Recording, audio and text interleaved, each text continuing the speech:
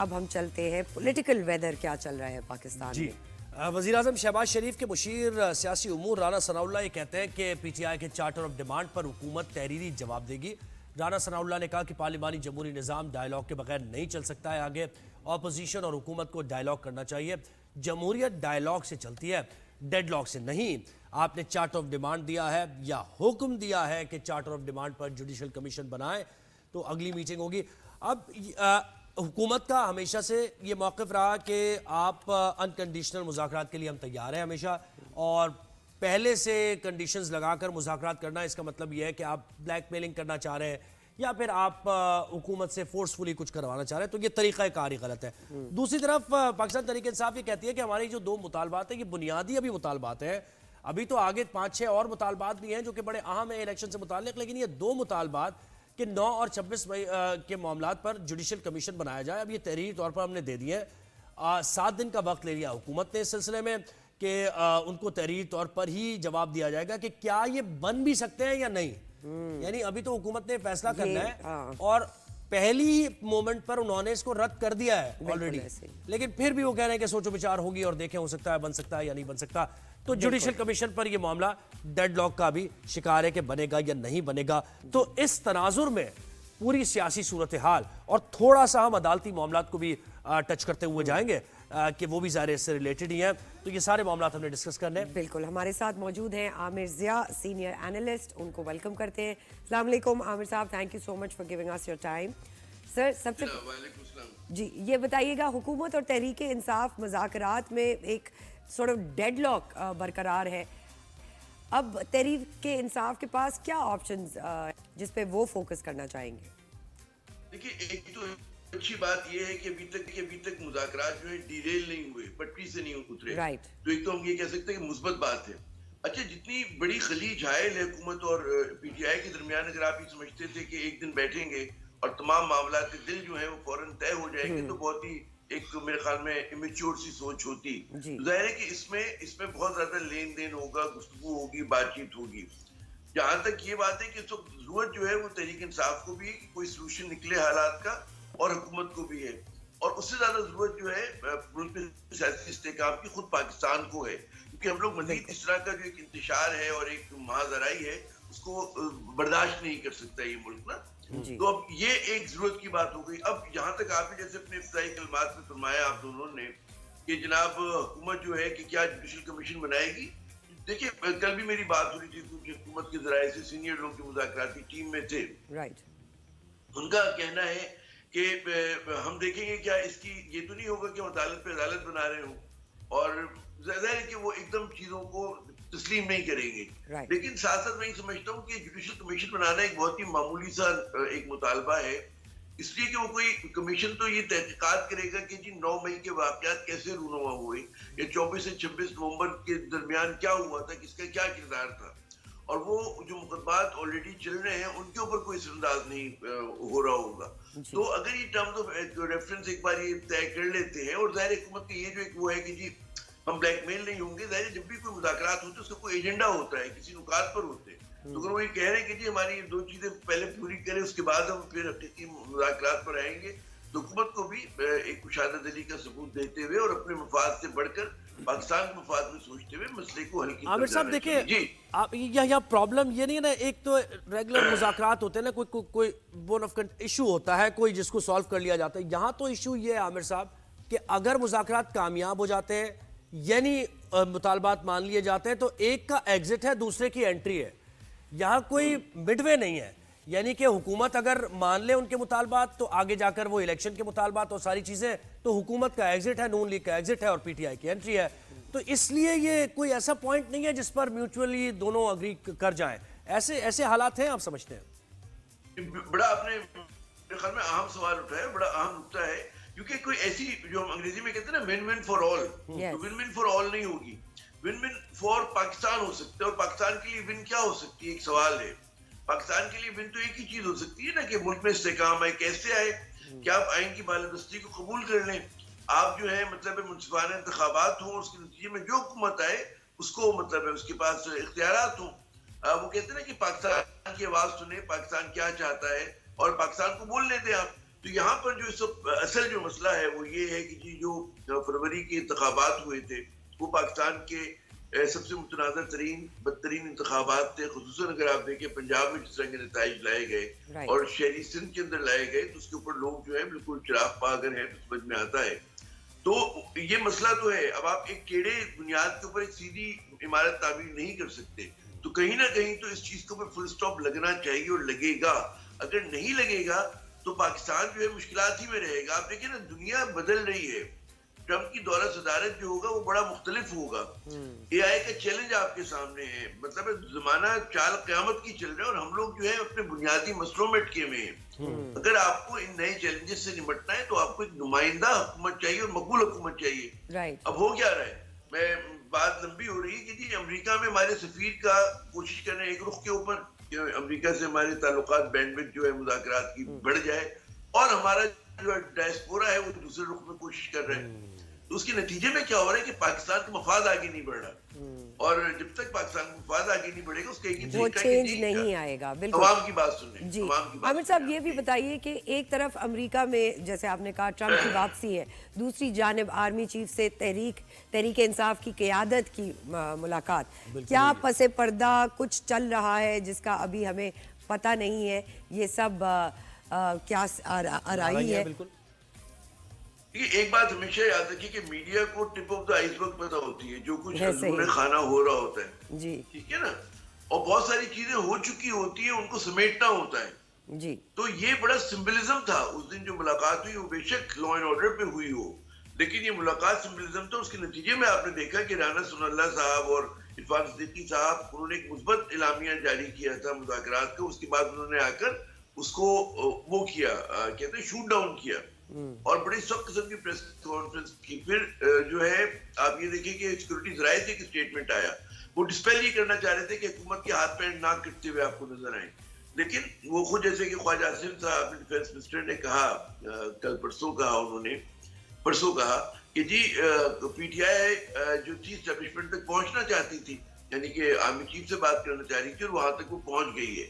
اب ظاہر ہے اس کی وضاحت وزیر دفاع کریں گے کہ انہوں نے یہ نکتہ کیوں اٹھایا, اور وہ یہ بتائیں قوم کو کہ جی ان کو کیا صرف لا اینڈ آرڈر پہ کیا بات نہیں ہوئی تھی, انہیں کوئی خدشہ ہے کسی چیز کا. انہیں یہ لگ رہا ہے کہ اسٹیبلشمنٹ جو ہے وہ جو جس نے سپورٹ کری ہے اس حکومت کو, تو وہ نیوٹرل ہو سکتی ہے, غیر جانبدار ہو سکتی ہے, اپنا ہاتھ اٹھا سکتی ہے ان پہ سے. تو یہ سوالات, اور پھر آپ یہ بھی دیکھیں. اور بیرسٹر گوہر سے کیا ملاقات ہو سکتی ہے, بیرسٹر گوہر سے کیا بات ہو سکتی ہے لا اینڈ آرڈر کی؟ ٹھیک ہے علی امین گڈھا پور سے تو اٹ میک سینس, لیکن بیرسٹر گوہر سے تو ظاہر ہے کچھ اور ہی معاملات ہو سکتے ہیں بات کرنے کے. ایک اور بڑا اہم نقطہ ہے کہ دیکھیں جو ان کے اتحادی ہیں پاکستان پیپلز پارٹی, اب آپ حالت دیکھیے کہ تحریک انصاف ان پہ کیا بھروسہ کرے گی. پیپلز پارٹی جو ہے وہ کہہ رہی اب جو 6 نہریں نکالنے کا آپ نے وہ کیا ہے, اعلان کیا ہے, اس پہ اعتماد نہیں لیا. اسے سندھ کے جو مفادات ہیں اس پہ ضرب پڑ رہی ہے, ٹھیک ہے نا. تو ان کے اتحادی بھی جو ہے مطلب وہ اتنے خوش نہیں ہیں, اور وہ آپ ایم کیو ایم سے بات کریں. عامر صاحب اب یہ جو ہماری ڈسکشن جہاں تک پہنچ گئی ہے, یہاں سے وے فارورڈ آگے کا راستہ عدالت کی طرف جاتا ہے, تو اس کو بھی ذرا سا ہم اس پہ بھی بات کرتے ہوئے چلیں.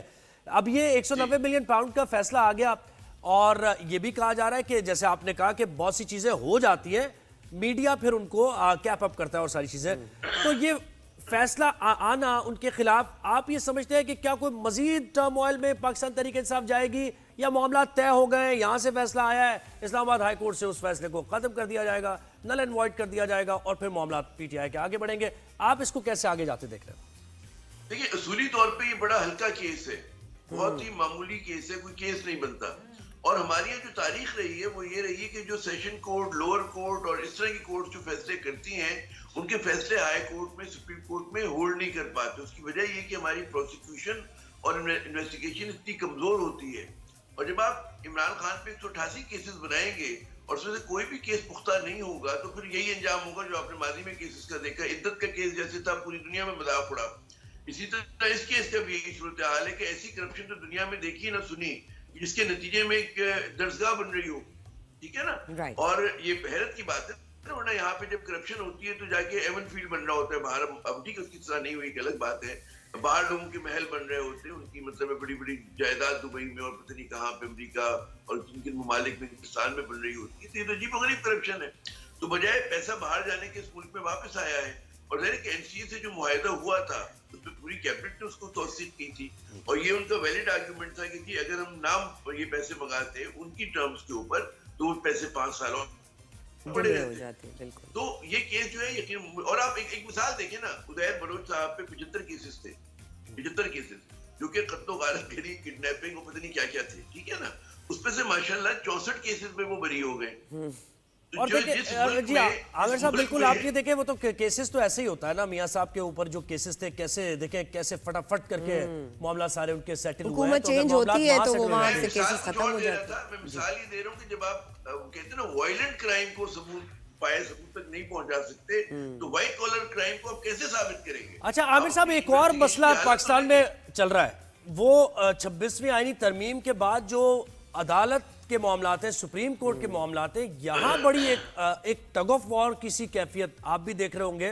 اور 2 دن میں گزشتہ 2 دنوں میں وہ جو 26ویں آئینی ترمیم کی جو سماعت اور ساری چیزیں, اور پھر ایڈیشنل رجسٹرار کے خلاف توہین عدالت, اور پھر انہوں نے کہا کہ مجھے پتہ ہی نہیں, میں نے اصل میں جو آئینی بینچ میں کیس لگنا تھا وہ میں نے ریگولر بینچ میں لگا دیا. کون سا ریگولر بینچ میں لگے گا, کون سا آئینی؟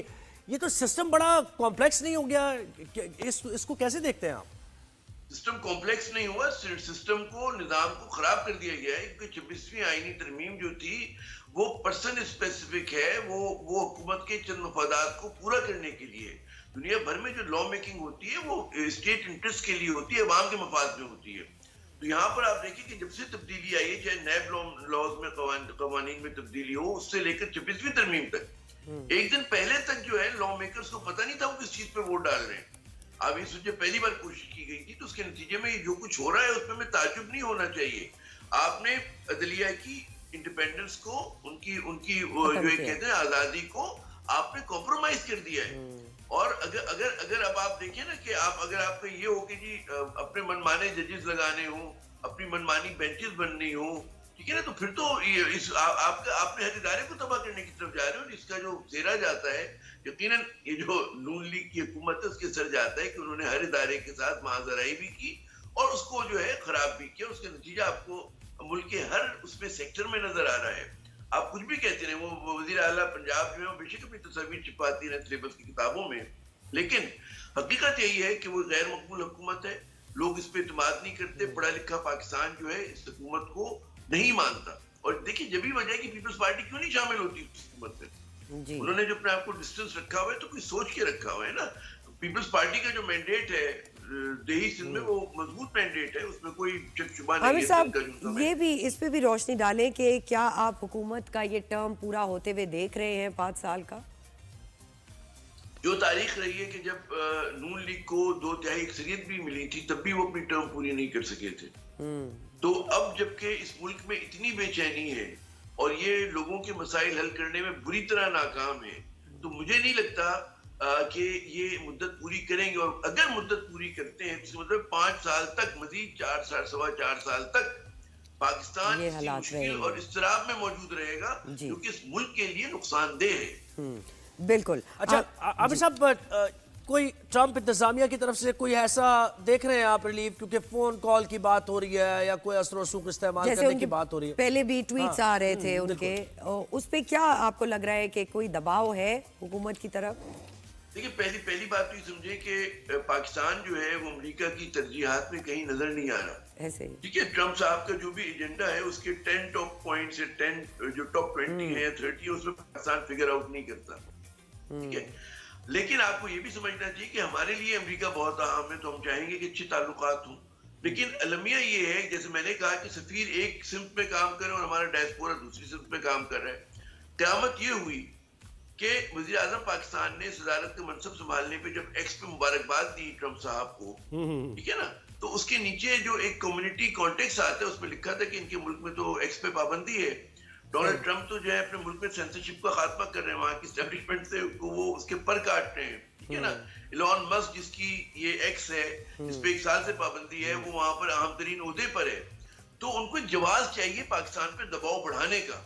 اور آپ نے خود اتنا اپنے آپ کو ورنیبل کیا ہوا ہے پاکستان کی حکومت نے. آپ سوچیں نا کہ آپ کے لیے ایکس حلال ہے, वजीर आजम के लिए एक्स हलाल है, हुकूमत के वज़रा के लिए, मुशीरों के लिए, महकमों के लिए हलाल है, और एक आम पाकिस्तानी मेरे लिए और आपके लिए बंद है। और हम फिर पैसे खर्च करें, डॉलर में पैसे खर्च करें, VPN खरीदें, इस मुल्क में इनकी ज़र मुबादला बाहर जाए, बजाय इसकी क्या मर्ज से लड़े, आप मर्ज की अलामत से लड़ रहे हैं। और फतवों तक देखे ना, फतवों तक बात आ गई, वो तो खैर उससे पीछे हट गए, वो और बात है, लेकिन ये कि हराम और उसका VPN मजाक उड़ा था। दुनिया भर के सरबराहान मुमलिकत ने जो है मुबारकबाद दी थी, सिर्फ हमारे जो है सरबराह को फख्र हासिल था कि उस पर तनकीद हुई थी, उसके अपने लोग मजाक उड़ा रहे थे उस मुबारकबाद का। आमिर साहब, आखिर में ये बताइए, आज की खबर है कि मुश्तरका इजलास बुलाने का फैसला किया है हुकूमत ने, और जुमे को ये इजलास बुलाया जाएगा, और जो चीज़ें दोनों असम्बली से यानी पार्लियामेंट से और सेनेट से पास नहीं हुई है, मुश्तरका इजलास बुलाकर वो पास करा ली जाएंगी। क्या कोई सरप्राइजिंग कोई चीज़ मजीद भी आने वाली है? आप क्या समझते हैं इसके बारे में? देखिए, सरप्राइज तो अमूमन प्लेजेंट होता है, यहाँ तो कोई शौक ही आएगा, बात तो अभी ये समझे, ठीक है ना। और फिर आपने कानून साजी को एक मजाक बनाया हुआ है, आप ट्रांसपेरेंट अंदाज में नहीं कर रहे हैं। आप कभी जो है एक वो ऑर्डिनेंस जारी कर देते हैं, कभी आप जो है ये काम कर देते हैं, तो ये जमाने में पनपने की बातें नहीं है। आप ये लॉ मेकिंग करते रहें, लेकिन जितनी ज्यादा आप कानून साजी करेंगे, ओल्ड लॉ मेकिंग करेंगे, उसका आप देखिए कि नुकसान ही हो रहा है हुकूमत को। हुकूमत को मकबूल हुकूमत नहीं हो रही है। आप ये हिम्मत करें ना, ये मतलब इनको अवाम में निकले तो उनको पता चले कि क्या कहाँ पे खड़े हुए हैं ये। नहीं, वो तो खैर निकल रही हैं, मरियम साहिबा अवाम में निकल रही हैं, उनके गले भी लगाया जा देंगे। ऑर्गेनाइज वो कितना रिस्पांस जबरदस्त मिल रहा है लोगों से, आप देख रहे हैं उनके। जी टिकटॉक पे बहुत ज्यादा माशाल्लाह रिस्पांस मिल रहा है। अल्लाह उनको मजीद बरकत दे, उनकी मकबूलियत में पूरी कौम की निगाहें उस पर है। उनसे बड़ी अब तो उन्होंने अपने आप को फातिमा जिन्ना साहिबा और खुदा आपका भला करे बेनज़ीर साहिबा की शाना बाशाना खड़ा कर दिया है। नहीं, वो माँ का दर्जा भी जाहिर है वो आ गया ना, एक टर्म आ गई, तो वो पता नहीं क्या क्या है, वो टार्ज़न है पाकिस्तान की। बिल्कुल। आमिर ज़िया साहब, सीनियर एनालिस्ट, आपका बहुत बहुत शुक्रिया, आपने हमें सारा वक्त दिया इस शो में। तो जनाब बात भाई देखिए, अवामी नुमाइंदे अवाम में तो जाएंगे ना, अवाम में जाएंगे, और उन्हें अवाम से जब पज़गिराई मिलेगी तो अब वो कह सकते हैं, इसमें तनकीद भी हो सकती है, सब कुछ हो सकता है, लेकिन अवामी नुमाइंदों को अवाम से बचना नहीं चाहिए, अवाम में जाना चाहिए। तजिया उनका अपनी जगह है, तजिया बिल्कुल ठीक है।